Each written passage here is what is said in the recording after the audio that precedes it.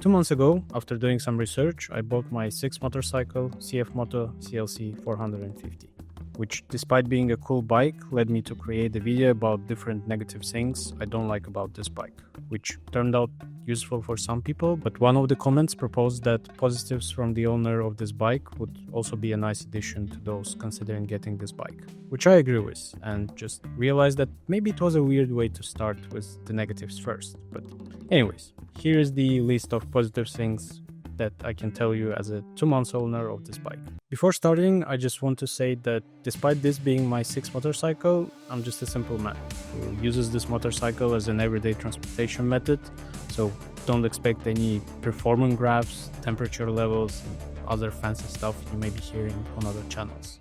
I'll start with the seat, because, well, it's comfortable. I'm lucky to be able to compare the comfortness of this seat with 5 previous motorcycles, all of which were either scramble or cafe racer type of bikes. So this is my first cruiser type of motorcycle. And to be honest, it feels really nice. Before this bike, I had Yamaha XSR 900 with the custom seat, which I used to make my first long distance trip. And to be honest, I wish I had this seat because even though it's not custom and just a standard factory seat you get from a dealership, it still feels better than anything else I used before. Although, if you are like me and this is your first cruiser type motorcycle and you had scramble and cafe racer or even a sport bike before, then you'll probably need to get used to the foot placement because it's slightly further on the cruisers. Now you probably think about passenger seat.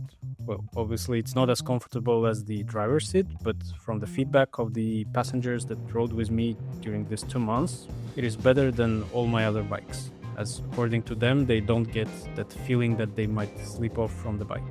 And with the additional accessory, like a seat rest, I think it would easily become every passenger's favorite bike to ride. Actually, speaking of accessories, this is the next positive thing I like about this bike, because it offers us some cool and useful customizations you can get straight from a dealership. I mean, of course you can find stuff from AliExpress or similar platforms, but it's nice to get original parts from the company itself. Probably it will be different in each region and dealership, but where I am from, they offer brackets for side bags, leather bags themselves, previously mentioned passenger seat, which I wish they made it foldable, headlight cage, windshield, crash bars, which I think they could have come up with better design, bottom protector, and radiator protection cage. To be honest, I don't remember any of my previous bikes having this many original parts for fairly good price. So don't know about you, but definitely gets a plus for me. Again, it's not my first bike, so I have a chance to compare, and the steering or handle or however you name it feels nice. It's not too wide, which is perfect for lane filtering between cars or other types of situations with narrow passage. It's not high to feel awkward from riding it. It's not making you to stay in plank like CFMoto CLC 700 Sport made me do every time I was riding it. It's just right. After all the scramble and cafe racer type of bikes I had, I didn't need any time to get used to the size or position of it. I don't need to stretch my arms after the ride like I did after every 10 minutes of riding CLX Sport. I believe it's just right, both for beginners and those with experience. Continuing with handle, another positive thing to say about it is the placement of the buttons. I mean, everything makes sense, at least to me. The positioning, the way to operate them, you can easily use your thumbs while driving to operate whatever you need. The emergency button, high beam, horn, everything feels right where it needs to be. No useless buttons, just simple and useful, which looks like a positive thing to me. Next thing that I would add as a positive is the power of this bike. As I said, I'm not the most technical person when it comes to the motorcycles, but probably same as many, I do look for the engine power and how fast I can get with this bike in general, or how fast I can overtake other cars if needed. And you know what? 41 horsepower and 450cc engine is really nice combination. And you hear that from a person who drove Yamaha XSR 900 with 115 horsepower, or before that CFMoto CLX 700 with 74 horsepower. Is it a downgrade in power? Of course yes. Do I feel slow on this motorcycle? Absolutely not. I get enough power to comfortably use the very left lane on the highway without someone tailgating me. I get enough power to overtake other cars within or outside the city.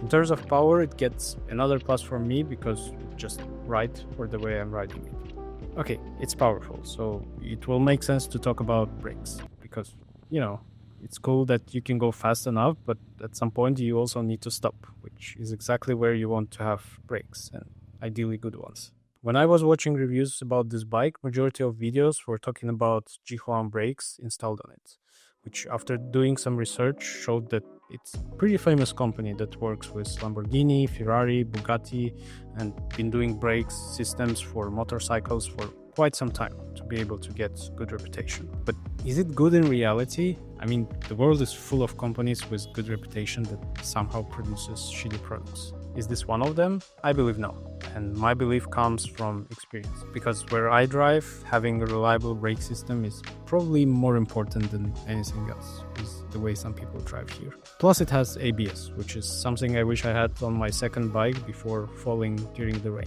Actually, ABS aside, the bike felt pretty reliable under the heavy rain. A few times I was unlucky with weather, which is another plus. If you didn't know, this bike uses a belt instead of a classic chain you probably saw on many motorcycles, which I would mention as a positive thing, because metal chain usually requires more frequent cleaning, tightening, and lubrication afterwards, which is something that is not needed with this belt. Obviously, you may wish to clean it from time to time, but it's way easier to do that with the belt than with the chain. And you don't need to deal with the lubrication afterwards. So less maintenance needed for that part, which is another plus for me. Moving to another positive point, exhaust pipe.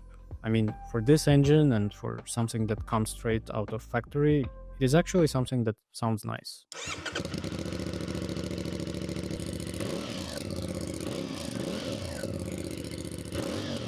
You probably know that sound you can hear and tell without looking, whether it's some cheap moped or scooter who wants to be a motorcycle with the enhanced exhaust, or a proper motorcycle, which is the impression this one creates with the sound of the exhaust. Maybe in the future I will change it to get something more loud or with more pop to be able to shoot better videos with raw sound. But for now I think it's perfect. Not too loud, not too quiet, just perfect balance. I also like the design of the dual pipe. Looks nice and bulky, which is another plus for the overall look of this bike. Speaking of the design, next positive points are all going to be related to the design of this bike. In general, this bike looks cool. It's not one of those bikes that some people who are not into motorcycles might regard as a moped or scooter. The bulkiness of tires is probably one of the main reasons for why it looks cool. But at the same time, the bike is not huge and not small either. It's just right for riding inside the city with busy traffic, right for lane filtering, right for tiny parking spots, which for a person like me who uses it as a main transportation method is a big plus. If you are buying this bike to get some attention from people, then I think you are on the right track. Plus, it really attracts pussies. I just realized that it probably sounds weird for people who are not watching the video and only hears the audio. But trust me, if you watch the video, it's not that bad. Another one related to the overall look of this bike is that it is symmetrical and everything is centered. I mean, the screen is on the center, the tank cap is on the center, you have same covers on both sides. Just another nice thing that makes this bike looking like a really nice bike when you look at it. Don't get me wrong, I also loved my Yamaha XSR 900, but the screen being slightly on the side and the tank cap being weirdly off to the right made me appreciate the look of this bike. Actually, a good one to add here is the right distribution of the weight on this bike. That allows you to rotate it on the stand, which is a very useful feature that from what I read on the internet is not always possible on the cruiser type of bikes, although I might be wrong. And the last one is what I believe is a magnetic slide on the tank cap, which I use as a fidget toy during the long traffic lights that gives a very satisfying feeling and sound. And that's it for this video. If you want to know negative things I have to say about this bike, then click here. And if you are planning to make your first long distance trip, then click here to get tips that might save you from doing the same mistakes I did.